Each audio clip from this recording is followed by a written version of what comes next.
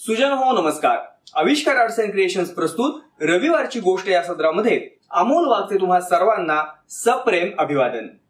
एकदा एक मनुष्य आपली पत्नी आणि आपला लहान मुलगा अशा आपल्या त्रिकोणी कुटुंबाला घेऊन कंपनीच्या कामानिमित्त काही दिवसांसाठी एका दुसऱ्या गावामध्ये राहायला जातो. कंपनीनं त्या गावामध्ये त्या कुटुंबाची राहण्याची सोय केलेली असते. त्याला राहण्यासाठी म्हणून जे घर दिलेलं असतं ते घर गावापासून थोडंसं दूर असतं, म्हणजे अगदी गावाच्या बाहेरच्या बाजूला असतं. त्या ठिकाणी मनुष्यवस्तीही नसतेच. ज्या दिवशी हे कुटुंब त्या घरामध्ये राहायला जातं त्यावेळेला त्या घराच्या आजूबाजूला असलेली 2-3 कुत्री हे त्यांच्यावरती भुंकू लागतात. तो लहान मुलगा स्वाभाविकपणे घाबरून जातो. मग त्याचे वडील एक युक्ती करतात. आपल्या सोबत असलेल्या सामानातील एक बिस्किट पुडा काढून त्यातली काही बिस्किटं ते त्या कुत्र्यांच्या समोर टाकतात. ती कुत्री ते बिस्किटं खातात आणि मग शांत होतात. दुसऱ्या दिवशी सुद्धा सकाळी उठल्यानंतर कामावर जातेवेळी तो पुन्हा एकदा त्या कुत्र्यांना बिस्किटं देतो. कामावरनं परत आल्यानंतर सुद्धा त्याला घराच्या आसपास ती कुत्री फिरताना दिसतात. तो पुन्हा एकदा त्यांना बिस्किटं देतो आणि आता खरं तर हा रोजचा नेमच बनून जातो. रोज सकाळी ऑफिसला जाताना, कामावरती जाताना तो कुत्र्यांना बिस्किटं द्यायचा. कामावरनं ऑफिसवरनं परत आल्यानंतर सुद्धा त्या कुत्र्यांना तो बिस्किटं द्यायचा आणि त्या बदल्यामध्ये ती कुत्री या घराचं रक्षण करायची, रखवाली करायची. त्यामुळे खरं तर दिवस रात्र जरी आसपास मनुष्यवस्ती नव्हती तरी देखील त्या कुटुंबाला चोर, दरोडेखोर किंवा अन्य जनावरांपासून कुठलंच भीती राहिली नव्हती, कुठलंच भय राहिलं नव्हतं. असेच काही दिवस मध्ये निघून गेले.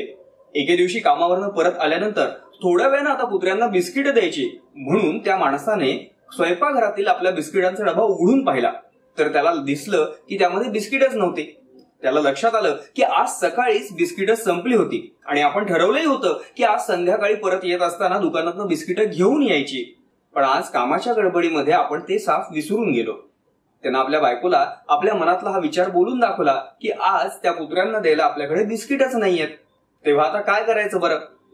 मग दोघंही नवरा बायकोनी ठरवलं की आज बिस्किटं नसली म्हणून काय झाले, आपल्याकडे सकाळी केलेल्या स्वयंपाकातील काही चपाती, भाकरी शिल्लक जे काही असेल ते आज आपण कुत्र्यांना देऊ. थोड्या वेळानंतर त्यांचं जेवण झालं आणि मग जेव्हा ती कुत्री पुन्हा संध्याकाळी आली त्यावेळेला त्यांनी बिस्किटांच्या ऐवजी आज जी शिल्लक चपाती भाकरी घरामध्ये होतं ते त्या कुत्र्यांना दिलं. पण खरं तर कुत्र्यांना त्या बिस्किटांची सवय झाली होती, त्यामुळे ती कुत्री ती चपाती किंवा ती भाकरी खायला तयारच होईनात. तो माणूस आपल्या पत्नीला म्हणाला की मी गावामध्ये जातो आणि दुकानामधनं बिस्किटं घेऊन येतो. पत्नी म्हणाली आता खूप उशीर झालेला आहे, आपण गावापासून खूप लांब राहतो, गावातली दुकानं सुद्धा आता बंद झाली असतील. एवढ्या लांब तुम्ही जाणार, बिस्किटं घेऊन परत येणार, कदाचित तुम्हाला तिथं दुकान बंद झाल्यामुळे बिस्किटं मिळणार देखील नाहीत. काय करावं हे त्या माणसाला काही सुचेच ना. त्या 3 कुत्र्यांपैकी एक कुत्र हे शांत बसलेलं होतं, पण उरलेली 2 कुत्री मात्र आपल्याला नेहमीप्रमाणे यांनी बिस्किट दिली नाही म्हणून चिडली होती. ती त्यांच्यावरती भुंकूही लागली होती. पण तो माणूस तरी बिचारा काय करणार. आता घरामध्ये बिस्किटच शिल्लक नव्हती जी त्यांना तो देऊ शकला असता. थोड्या वेळाने रात्र झाली. घराचा दरवाजा बंद करून तो माणूस अंथरुणावरती जाऊन पडला. पण अंथरुणावर कित्येक वेळ पडल्यानंतर सुद्धा त्याला झोप येईना. आज कसं काय बरं आपल्याकडनं बिस्किट आणायचं राहून गेलं, त्यामुळे आज आपण त्या कुत्र्यांना बिस्किटं देऊच शकलो नाही. याचं त्याच्या मनाला खूप वाईट वाटत होतं. थोड्या वेळानं त्याच्या लक्षात आलं की घरामध्ये जर कोणी मोठे पाहुणे आले, कोणी गेस्ट आले तर त्यांना देण्यासाठी काजू बदाम असलेली चांगल्या प्रतीची बिस्किटांचा एक पुडा आपण काही दिवसापूर्वी आणलेला होता. त्याबद्दल त्यानं पत्नीला विचारलं आणि म्हणाला की आपण ती बिस्किटं त्या कुत्र्यांना देऊ शकतो. पत्नी म्हणाली माझ्याही मगाशी हे लक्षात आलं होतं, पण एवढी मोठी महागाची काजू बदाम घातलेली बिस्किट आपण त्या कुत्र्यांना द्यायची का? त्यावरती तो माणूस म्हणाला काहीही हो, मी पुन्हा एकदा तो पुडा आणीन, तो कितीही महाग असू दे, पण आज आपण त्यांना ती बिस्किटं दिली पाहिजेत. असं म्हणून तो माणूस अंथरुणावरनं उठला. तो महागाचा काजू बदाम असलेला बिस्किट पुडा त्याने घेतला, दरवाजा उघडला आणि त्या कुत्र्यांना देण्यासाठी म्हणून तो अंगणामध्ये आला. आणि तिथे येऊन बघतो तर काय, जे कुत्र मगाशी शांतपणे बसलेलं होतं, भुंकत नव्हतं, ते अजूनही त्या घराच्या बाहेर रखवाली करत तसंच बसलं होतं. पण जी 2 कुत्री आज आपल्याला बिस्किट मिळाली नाही म्हणून चिडली होती, त्याच्यावरती भुंकत होती, ती आज बिस्किट मिळाली नाही म्हणून चिडून रागावून तिथून निघून गेली होती. तिथं बसलेल्या त्या एका कुत्र्याकडे त्याने शांतपणे प्रेमानं पाहिलं आणि सगळीच्या सगळी बिस्किटं त्या एका कुत्र्याला दिली. त्या कुत्र्यानंही मग आनंदानं ती बिस्किटं खाल्ली आणि तो पुन्हा एकदा रखवाली करत त्या घराच्या अंगणामध्ये बसला. हा माणूस आतमध्ये आला. अंथरुणावरती पडल्या पडल्या सहज त्याच्या मनामध्ये विचार आला की खरंच आज ही परिस्थिती निर्माण झाली आणि त्या परिस्थितीने खरं तर त्या कुत्र्यांची परीक्षा घेतली. आपण त्या कुत्र्यांना रोज बिस्किटं देत होतो, त्यांनाही माहित होतं की हा माणूस आपल्याला रोज बिस्किटं देतो, पण काहीतरी परिस्थिती होती, काहीतरी अडचण होती, त्यामुळे हा माणूस आज आपल्याला बिस्किट देऊ शकला नाही. ही गोष्ट त्या 2 कुत्र्यांच्या लक्षात आली नाही किंवा त्यांनी लक्षात घेतलीच नाही. त्यांनी लगेच आपला राग व्यक्त केला, ती भुंकली आणि चिडून इथून निघूनही गेली. पण तिसरा कुत्रा मात्र त्यावेळेला शांत होता. तो भुंकला सुद्धा नाही. आपल्याला बिस्किट देणारा हा माणूस काहीतरी नक्कीच सोय करेल या विचाराने तो तसाच थांबला आणि आपलं रोजचं कर्तव्य, रखवाली करण्याचं काम तो करत राहिला. आणि स्वाभाविकच तो त्या परीक्षेला खरा उतरला. तिघांना मिळणारी काजू बदामाची ती बिस्किटं त्या एकट्याला मिळाली.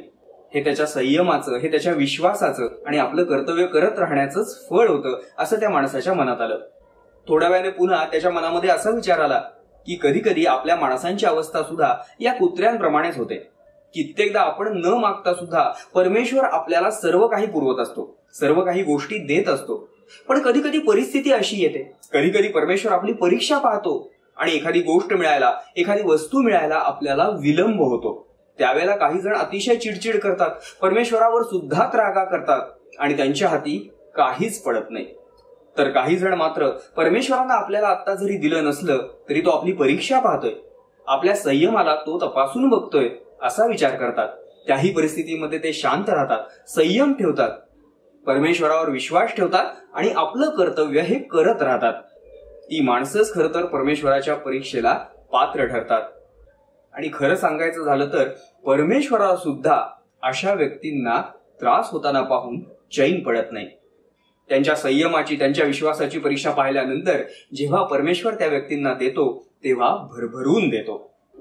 खरंच कुणीतरी खूप छान म्हणलेलं आहे, माझं आणि त्या परमेश्वराचं एक सुंदर असं नातं आहे जिथं मी त्याच्याकडे काही मागत नाही आणि मला दिल्याशिवाय त्याला राहवत नाही.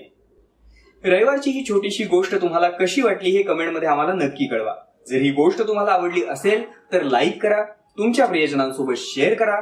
या आणि अशा बोधप्रद, प्रेरणादायी गोष्टींचा आनंद घेण्यासाठी आमच्या आविष्कार आर्ट्स अँड क्रिएशन्स या चॅनलला जरूर सबस्क्राईब करा. धन्यवाद.